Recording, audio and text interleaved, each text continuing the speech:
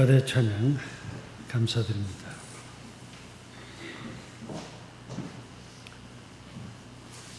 오늘은 우리 교회의 또 중요한 역사적인 날 중 하나입니다.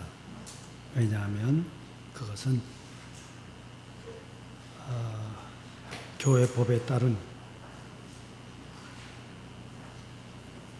정년 임기를 마치는 것과 함께 새롭게 후임자를 결정하는 공동의회가 있는 날이기 때문입니다. 오늘의 공동의회가 우리 창현의 귀한 신앙의 역사에 축복이 되시기를 기원합니다. 그러기에 보다 중요한 것은 예수를 구주로 고백하는 그 신앙을 변함없이 지켜나가고 그 교회를 온전히 이루기 위해 참여하는 창현의 식구들이 되시기를 다짐합시다. 그런데 그게 힘들어요. 그게 어렵습니다. 내가 교회를 향해서 해오셨고 신앙을 가지고 살아오신 지금까지의 삶을 돌이켜봅시다. 성서의 역사 속에 나타나는 최초의 기독교의 순교자는 집사 스데반으로 사도행전에 그려지고 있어요. 오늘 이 스데반 집사의 사건, 믿음 때문에 돌에 맞아 죽는 그 죽음의 사건을 보며 신앙의 모범이라는 건 저런 거구나. 그리고 그 한 사람의 작을지라도 그 한 사람이 죽음 앞에서 마저도 왜 저랬을까? 그거 굳이 그렇게 죽을 이유가 어디 있을까? 동시에 그 한 사람의 죽음이 얼마나 큰 영향을 준다고 하는 것을 생각해 보면서 오늘 우리의 창현의 제단이 신앙의 반듯하고 큰 제단이 되기를 오늘 말씀과 함께 원합니다.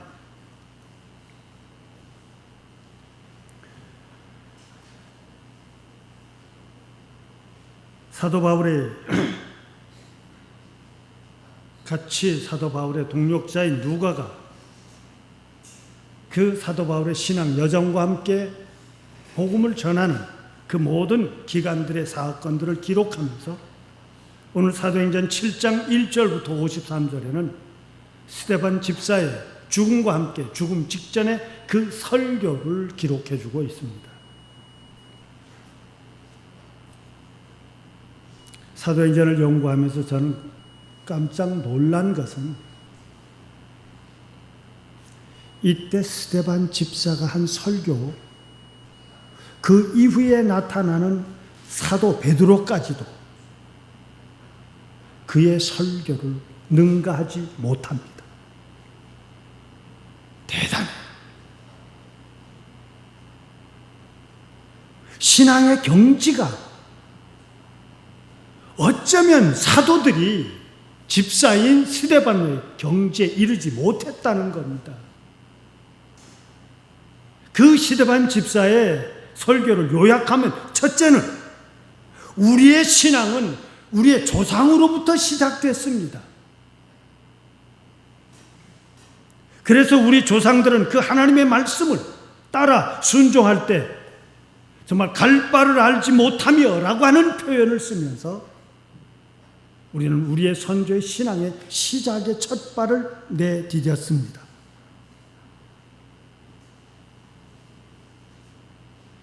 뿐만 아니라 요셉도 형제들로부터 버림받습니다. 저는 꿈꾸는 자 아니냐, 그의 꿈이 어떻게 이루어지는가 보자 하고 그를 죽이느니 팔아버렸던 형제로부터 버림받은 그였으나 무죄하고 억울한 가운데서도 그 요셉을 지키신 하나님의 역사를 바울은 오늘 스데반은 증언하고 있습니다. 모세와 함께 이스라엘 백성들은 어땠습니까? 광야의 삶 속에서 이스라엘은 거듭거듭 하나님의 구원함의 역사를 경험하고도 그들은 먹는 것, 입는 것, 광야의 삶을 통해서 그들은 늘 불평해 왔으나 그 광야에서는 하나님과 함께 살아야 되겠다고 하는 말씀의 종교를 시작하면서 율법의 종교, 율법의 신앙을 광야 교회로부터 시작하지 않았냐. 소위 천막, 성막, 이동식 교회였습니다. 우리 조상과 함께 계셨던 하나님, 수없이 40년 기간을 함께 계셨던 하나님, 천막에도 계셨고 지금 우리가 경배하고 있는 스데반 집사의 당시의 모든 사람들은 적어도 솔로몬이 지어졌다고 얘기하고는 제1성전, 제2성전에 그 성전에서 예배드리는 것을 첫째로 생각하고 있었습니다. 그러나 스데반은 그때 장소가 문제가 아니에요. 어느 곳에서 예배 드렸느냐가 아니라 예배 드리고 있는 너, 그의 심중에 하나님과 함께 계시는가 하는 것을 강조하고 있습니다. 장소도 아니요, 의식도 아니요, 그 재물의 그득함도 아니라 그 자리에 함께 예배 드리는 자에게 하나님께서 함께 계시다. 오늘 우리 창현의 식구들, 이 시간 우리 심령 속에 주님이 가까이 함께 계심을 체험하실 수 있기를 바랍니다. 우리의 중심의 문제, 이 설교를 하고 있을 때 하나님의 귀한 역사와 인간의 역사 앞에 하나님은 오늘 우리에게 누가 나를 향하고 있는지를 향해 너를 위해서 있건만 우리들은 그 하나님의 역사 속에 있다고 하면서 신앙의 이름으로 신앙인을 죽입니다. 한번 이 사건을 생각해 보세요. 다른 종교와 다른 종교가 싸우는 것이 아니라 야훼, 그리고 그 야훼 하나님께서 인간이 되셔서 이 땅에 오신, 그래서 그 말씀대로 그 삶을 시작하셨다는 예수를 구주로 고백하느냐 아니하느냐. 소위 요즘 우리말로 바꾸면 기독교와 더불어 싸우니까 이름을 누구는 그리스도 기독교라 하고 누구는 예수교라 하고 같은 신앙 가운데서 싸우고 있어요. 스데반 이야기는 지금 당신 속에 하나님이 계십니까? 하고 묻습니다. 하나님을 모시세요. 예수님이 구주이심을 모시세요. 그리고 내 모든 삶이 그분의 가르치심과 그분의 삶대로 따라가십시다. 이 시간 주 앞에 나온 교우 여러분, 스데반은 우리에게 얘기합니다. 하나님은 바로 이 성전에 계심이 아니라 당신의 심령에 계시기를 원한다고 말하고 있습니다.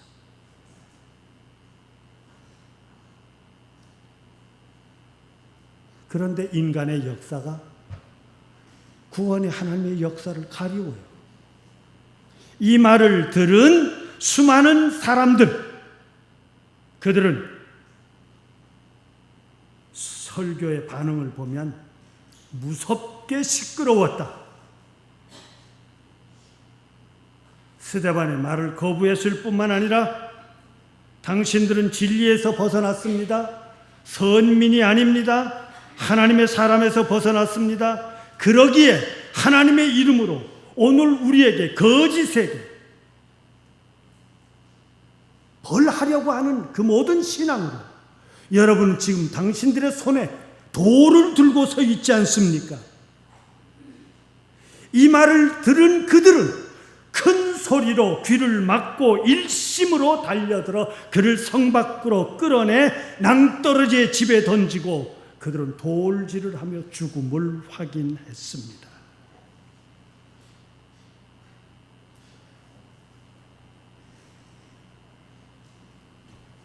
여긴 줄여서 말하면 진실한 자가 돌에 맞아 죽는 세상입니다. 참된 자가 거짓된 다수에 의해서 끌려나가 돌무덤 속에 돌로 맞아 그 아픔을 견디며 죽어가는 세상입니다. 어쩌면 세계 기독교가 지금 그렇게 변질되고 있지는 않습니까? 누군가 한 사람, 어느 구석에선가는 그 진실한, 죽을지언정 그 진실한 자가 필요합니다. 우리의 신앙은 그렇게 느슨하지 않습니다. 그 한 사람, 그래서 오늘 설교 제목은 그때라고 했습니다. 상현재단의 역사 속에 바로 그때 성서는 누가는 우리에게 놀라운 얘기를 해주고 있는데 저들이 그렇게 한 이유가 있습니다. 이건 평가예요. 저들이 그렇게 한 이유는 마음의 찔림이었습니다. 그 마음의 찔림을 도리어 감추며 자기들을 정당히 하기 위해서 이를 갈며 그들을 향해서 돌질을 한 거예요. 그런데 정작 그 돌을 맞으며 죽어가고 있는 집사님에 대한 스데반 집사님에 대한 이야기는 사도행전 6장 15절에서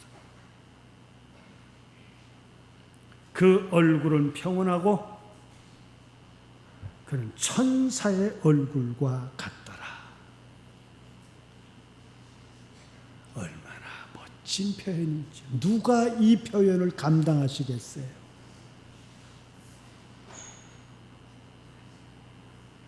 각자가 자기의 얼굴을 한번 쳐다보시고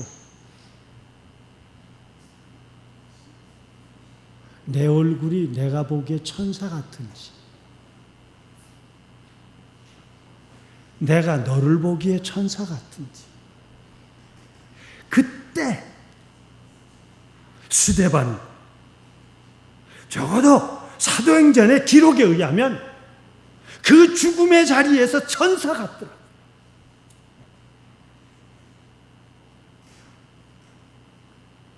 그런데 그 모습은 그러면 어떻게 이루어질 것인가? 화장을 할까요? 요즘 흔히들 리모델링이라고 그런다며요. 가서 확 뜯어고쳐 볼까요? 한번? 천사 얼굴이 되나? 성서는 말합니다. 성령 충만하더라. 그리고 그 순간 스데반 집사가 하늘을 우러러보니 하나님의 우편에 서신 것을 보며 나는 하늘을 보았다. 예수님의 서신 것을 보았다. 이렇게 기록합니다. 저는 이 대목에서요. 되게 성서에서 보면 예수님이 하나님의 우편 보좌에 앉아 계시다 그렇게 표현되진 것이 많은데 서서 계시다고 하는 표현이 이거 평범한 표현이 아닙니다. 여러분은 언제 앉아 계시고 언제 일어서세요? 쉴 때, 일을 멈추었을 때 앉아 계시고 서시는 것은 무언가 움직이려고 하시는 거 아니겠어요? 지금 그의 생의 마지막 순간 하늘만을 쳐다볼 수 없었던 죽음의 자리에 있던 스데반이 하늘을 우러러보니 예수님이 서 계시더라. 오늘 우리를 향한 예수님, 오늘 우리를 향한 주님의 서 계심을 보실 수 있기를 바랍니다.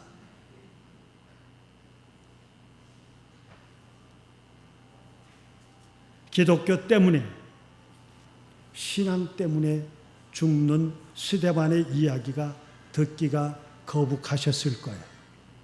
하면 좀 의미를 바꾸어 보고 싶습니다. 순교란 뭘까? 사실은 순교는 말티레오라고 하는 단어인데 이 순교를 말티레오라고 하는 단어의 또 다른 의미가, 똑같은 의미가 순교와 더불어 증언이라고 하는 것이 있습니다. 죽기로 말하는 거예요. 증언한다. 진리를 증언하는 거예요. 진리를 그대로 내 삶으로 증언하는 거예요. 하면 우리의 순교는 오늘 그 증언의 자리에 있는 것일 겁니다. 요즘은 신앙생활한다고 돌로 맞아 죽는 사람은 없을 테니까.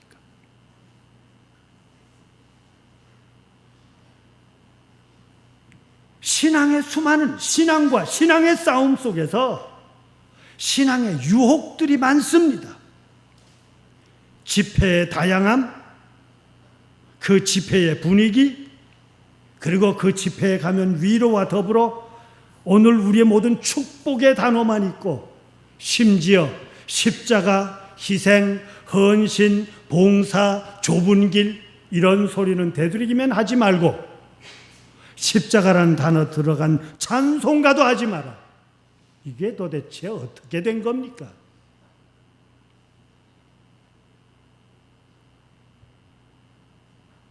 신학은 모든 지식에 대해서 알기는 알아요. 그리고 그 삶에 대해서 오늘 우리에게 다양한 것을 요구하는 줄도 압니다. 그런데도 어느 순간부터인가 신앙이 거래가 돼버리고 말았습니다.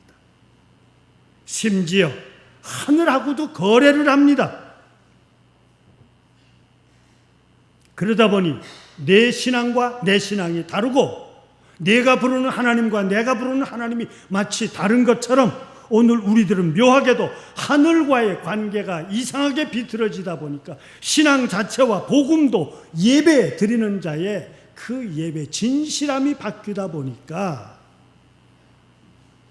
복 받은 자, 벌 받은 자로 마치 해석이 되는 것처럼 이야기되고 있습니다.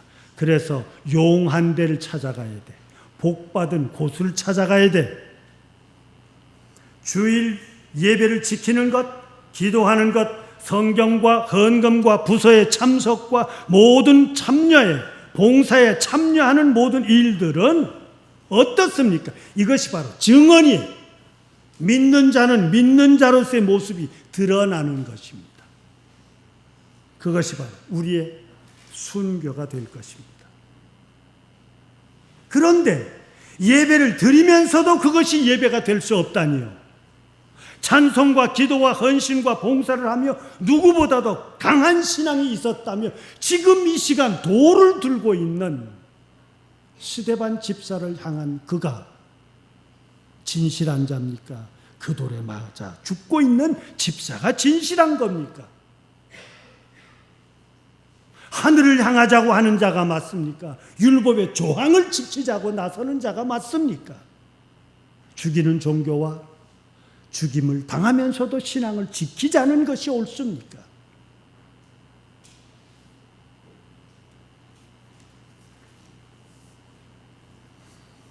우리가 세상을 살며 세상의 일도 그렇고 신앙도 결코 편안함 속에만 있지 않습니다. 이 선택에는 매우 힘든 것입니다.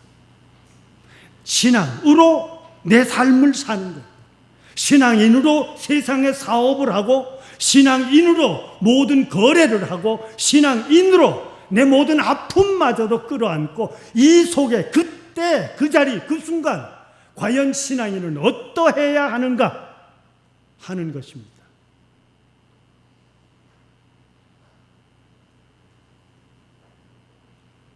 고통을 피할래야 피할 수 없고 그 과정을 도저히 바꾸어낼 수 없습니다. 신앙은 결과가 아니고 결과뿐만 아니라 중요한 것은 그 과정도 중요합니다. 어떻게 그 고난을 이겨가셨습니까? 어떻게 그 어려움을 견뎌내셨습니까? 어떻게 이 시간 주의 몸 된 교회를 이 자리까지 오셨습니까? 내 중심에 주님이 계셔야 돼. 절박한 그 순간 하늘을 향하여 부르짖으니 주여, 예수님이여, 내 영혼을 받아주시옵소서. 주여, 이 죄인들이 지금 나를 향해 돌을 치고 있으나 저들의 죄를 그들에게 돌리지 마십시오. 평범한 기도가 아닙니다. 신앙의 이름으로 사람을 죽이는 그들, 분명히 정죄받아야 할 것이지만 아직도 그들도 구원의 대상입니다. 살아있음에 구원의 자리로, 옳은 자리로 돌아올 수 있도록 기회를 주십시오, 하나님. 이것이 바로 순교자의 신앙이요, 이것이 바로 증언자의 신앙이요, 믿음의 큰 자들이 아직 깨닫지 못한 자들을 향한 열어놓음일 겁니다. 지금은 아니에, 지금은 무섭습니다. 지금은 아니에, 지금은 사납습니다. 지금 아니에, 어떻게 그렇게 철저하게 모질까? 그러나 그들도 구원의 기회를 주십시오라고 하는 이 울부짖음은 예수님의 십자가상에서 하셨던 것이고, 오늘 스데반 집사가 한 것이고, 예배에 참석한 오늘 우리들, 우리의 심령 속에 우리의 교우들, 우리 아직도 구원받지 못한 수많은 사람들을 향한 부르짖음과 기다리심이기를 바랍니다. 이것이 바로 충성령 충만한 자요, 오늘 우리의 모든 순간 하늘을 보니 하늘이 보이더라고요. 하늘이 여기 있어요. 하늘이 바로 시장 거리에 있고, 하늘이 바로 내 사업처에 있고, 하늘이 바로 내 아픔의 자리에 있고, 하늘이 바로 내 외로움 속에 있었고, 하늘이 바로 내 눈물 가운데 있더라고요. 놀라운 것은 주님이 서 계시더라.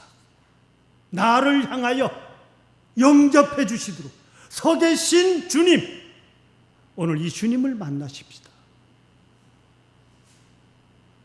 오늘 창세기 야곱의 얘기를 읽은 것은 언젠가도 말씀드렸지만, 야곱처럼 이렇게 야비한 사람 어디 있어요? 이런 못된 놈이 어디 있습니까?